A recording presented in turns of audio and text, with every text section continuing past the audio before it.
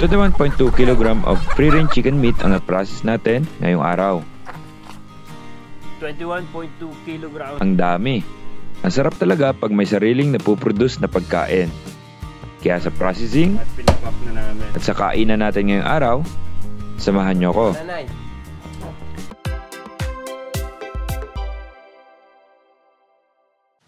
Okay, so ngayong araw, processing day na naman tayo. And ang ipaprocess natin ngayon, syempre yung ating mga tandang at yung ating mga forkal ng mga manok. Yan. So, iniwan namin dito sa labas. Kaya, hulihan time na. Handa muna natin yung ating mga lalagyan.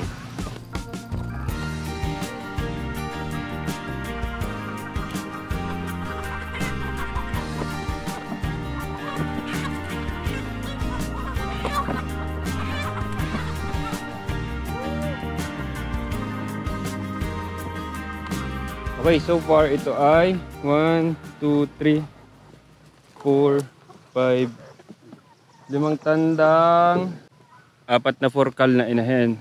Tapos isasabay na rin natin yung tandang sa batch 17 para isang katayan na yung mga forkal at tandang ng batch 16 at saka tandang ng batch 17. So ito yung ating batch 17. Ang dami nila, di ba? Nasa 120 sila. So play natin yung mga tandang. Nakuha si Jayma na asola para mas mabilis. Nakaapat kami. Ka-blot-tablot kasi lumalapit sila.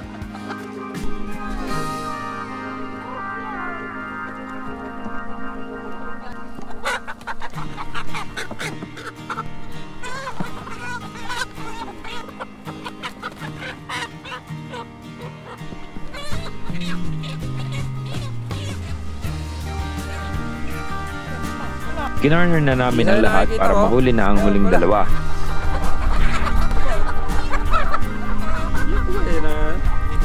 Itong isa na to, nag-alangan kami kung inahin ba o tandang, kaya pinakawalan muna namin para mas makita pa pagtagal. So bali ang kakatayan natin ay 20. 16 na tandang at 4 na forkal. Game! Magpe-prepare na sana kaming mag-process nang biglang may dumating na buyer. Ito na, hindi pa kami nagsimula. So, punta muna ulit tayo sa farm. Ito si Sir Albert. Yan, 20 RTLs yung kanya order. Pinrepair namin ang mga kahon para sa 20 na RTL na order ni Sir. At ang mga manok. Kaya naman, ang SOP natin, i-check ang timbang at ang kanilang physical appearance.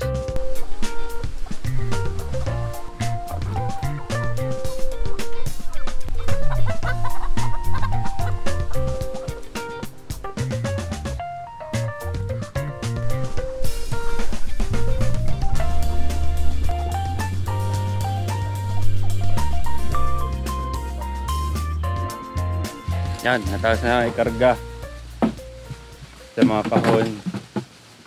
Kakarga naman tayo. Pagkatapos ikahon, kinarga namin sa sasakyan ni Sir. Then, umalis na si Sir. Then, may dumating na isa. Yung buyer natin ng water at feeder. So, familiar na to. Si Sir Rudy na Girasoles Farm. Si Sir ulit. Hi, good morning! Siya naman ang bumusita sa atin kasi Good morning to all of you. pipick upin niya yung kanyang order. Yan. In-explain lang namin kung paano nag-work ang ating mga equipment. Ang pagtatanggal nito ay... Hilahin mo lang sir yung orange. Yan. Tapos hawakan mo lang dito sir. Tapos hilahin mo. Sige sir. Yun. Ngayon, paano ng manok? Kailangan nilang tuka-tukain para lumabas ang...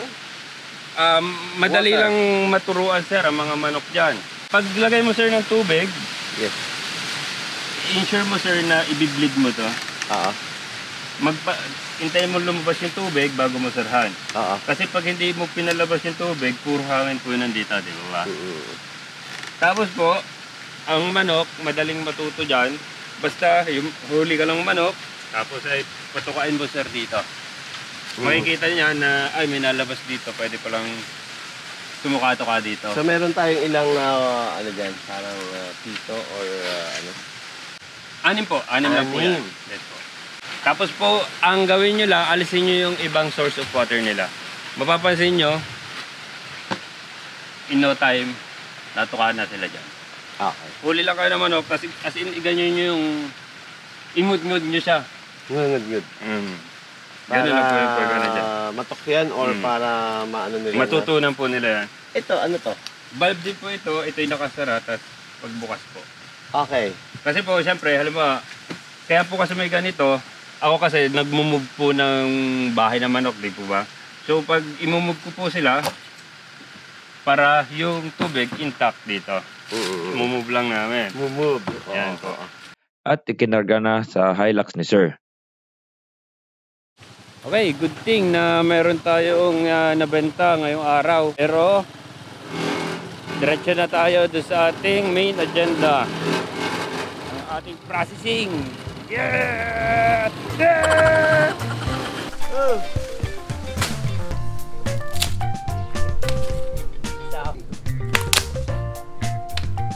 Pinaapoy ang ating kalan para sa mainit na tubig. So, magandang may pagawa. Wala pang nasisimulan. May merienda na. Alam mo, tutulungan kung walang merienda. Hindi ka tutulungan kung walang merienda. Ayan! Okay na. Mainit na tubig.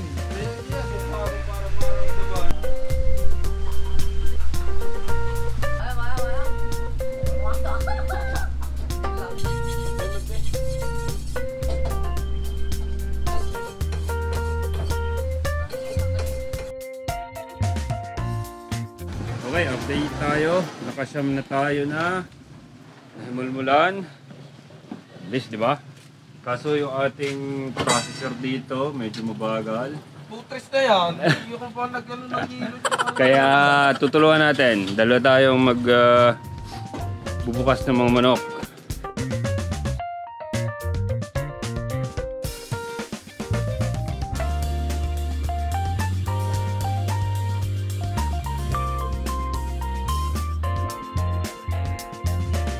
Okay, 6 na buhay na lang yung natitira. Nagkukulis pa rin si Gian. Tapos, si Paulo may bagong assignment. Siya ang magluluto ng ating ulam pananghalian. Tapos kami muna ni John Paul ang partner dito. Ayos! Kaya nagtadtad na siya ng karne.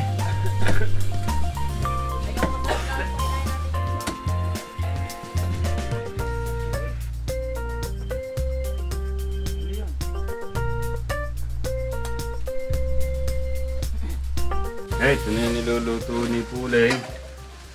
Ang iluluto nating manok ay 1.858. Timbangin natin yung planggana pagkatapos.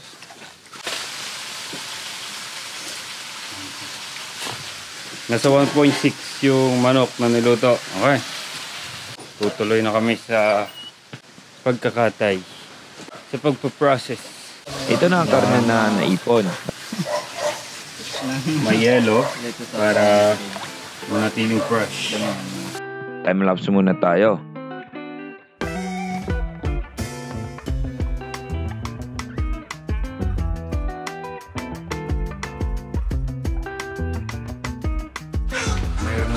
Ayos na daw sabi. Ayos yan? Oo, tikri. Tikman natin. Bariluya.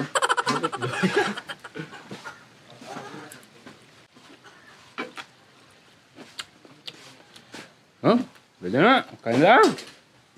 Prepare na natin ang ating kainan. Kaya nagsuplete kami ng daon ng saging. Inilatag ito.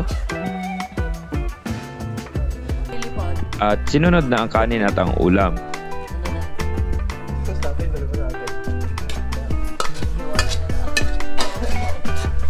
At syempre, malamig na soft drinks. Nagpicture muna pang upload at fight na. At naglahong parang bulayan. Okay, after ng tanghalian, game na ulit. So, dalawa na lang ang buhay. Yung iba, tatadtarin pa namin. Tapos may isang kinukulisan si Jiman. Okay, tapos na yung mga buhay na manok. last 2 kulisin na. Tapos naka-keep up naman kami ni John Paul sa aming hinihiwa. Si Paulo nagtatadtad na at pinapak na namin. Lapit na!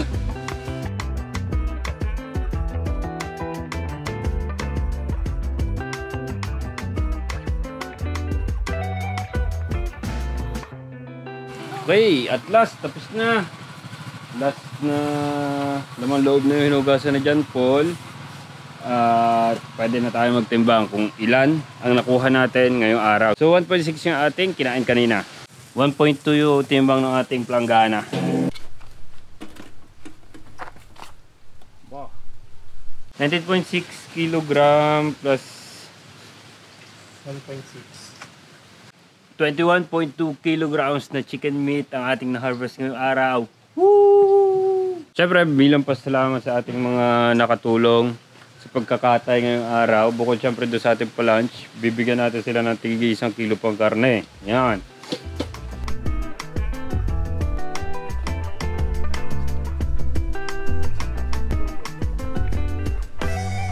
Okay, habang nagbubukod si Paulo, kami ni John Paul, naglilinis na at napakadumi. Kaya-kaya.